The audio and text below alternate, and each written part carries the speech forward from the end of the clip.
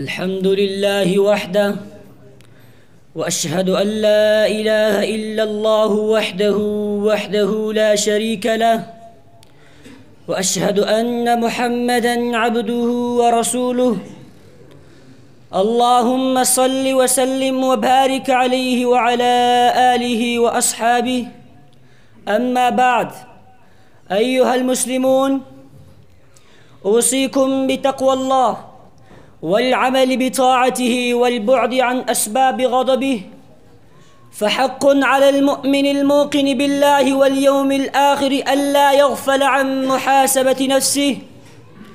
يقول ابن القيم رحمه الله: وهلاك القلب في إهمال محاسبة النفس وفي موافقتها واتباع هواها.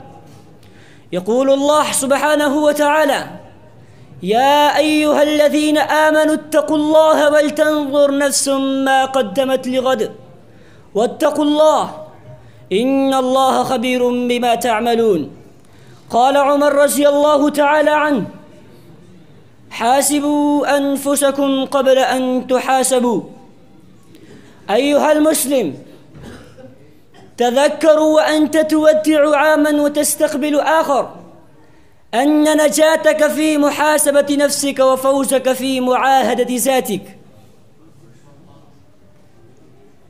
هل أنت عامل بمقتضى أوامر الله وأوامر رسوله؟ هل أنت طائع لله متبع لرسول الله؟ هل كففت النفس عن العصيان؟ هل قمت بحقوق الخالق وأديت حقوق المخلوق؟ هل تفقدت نفسك وما فيها من الموبقات وعالجتها عما فيها من المهلكات؟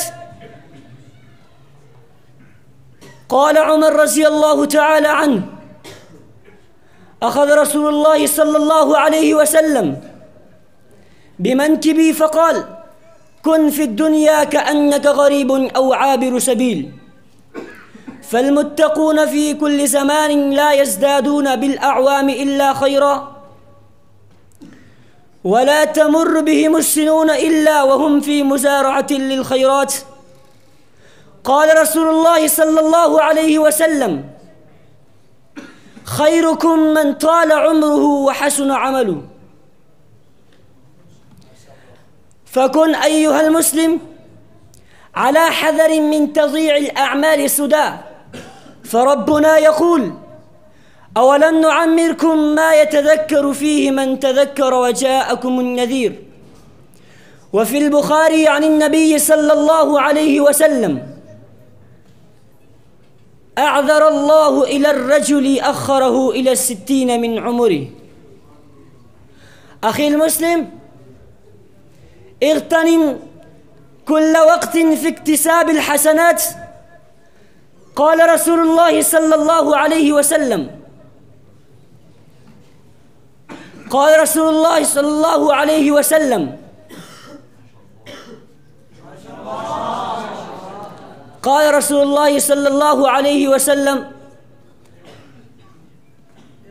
اغتنم كل وقت، اغتنم 5 قبل 5، شبابك قبل حرمك، وصحتك قبل سقمك، وغناك قبل فقرك، وشغلك قبل سقمك، وحياتك قبل موتك. وحياتك قبل موتك.